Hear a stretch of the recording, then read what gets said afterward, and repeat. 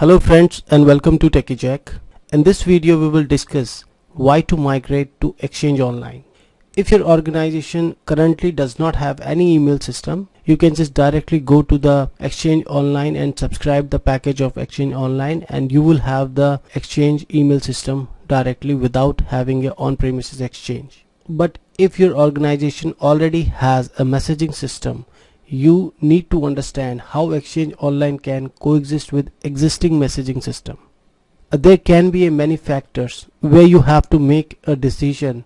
Either you have to choose on-premises Exchange server or Exchange Online.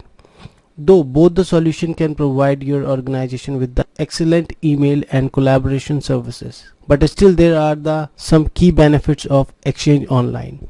So let's discuss what are those key benefits. So first is cost. The main reason of organization considering moving to Exchange Online is to minimize the cost of their regular mailboxes. Online subscription fee include all capital and operation licensing, patching and setup costs. However, depending on the organization size, cost saving might be less significant. The second one is bundled feature. Exchange Online is a part of both Office 365 and Microsoft 365.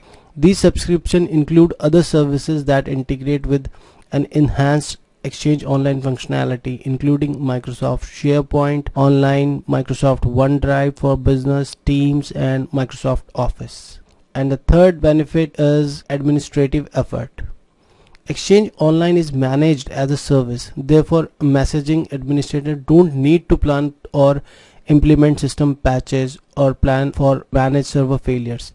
This leaves them more time for other projects. And the fourth one is the high availability. Exchange Online is highly available by default.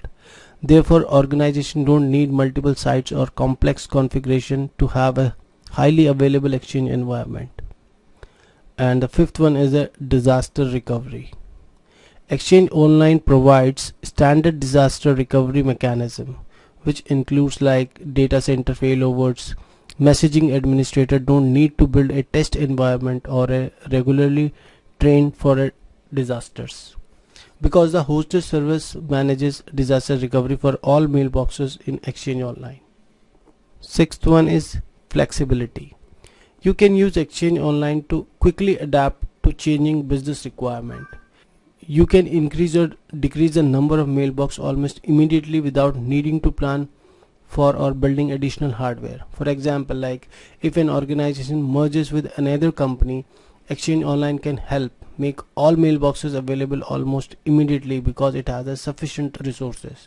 Seventh one is management.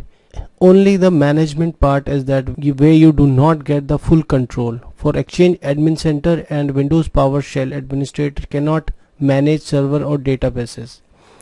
They also have limited control over multi-tenant, shared component and settings. And the eighth one is storage. Exchange Online provide you up to 100 gigabytes per mailbox with unlimited archiving is available depending on the subscription, like which subscription you have purchased, like Enterprise 3 or Enterprise 5. And the ninth one is compliance. It provides a rich set of compliance features including e-discovery, data loss prevention and Microsoft Azure information protection. And Microsoft Azure information protection is previously known as Azure Right Management. The 10th one is anti-malware and anti-spam. It uses Exchange Online protection to protect from the anti-malwares and spams. And the 11th one is a public folders. Exchange Online supports modern public folders with a maximum limit of 500,000 folders in the organization and 1,000 public folder mailboxes.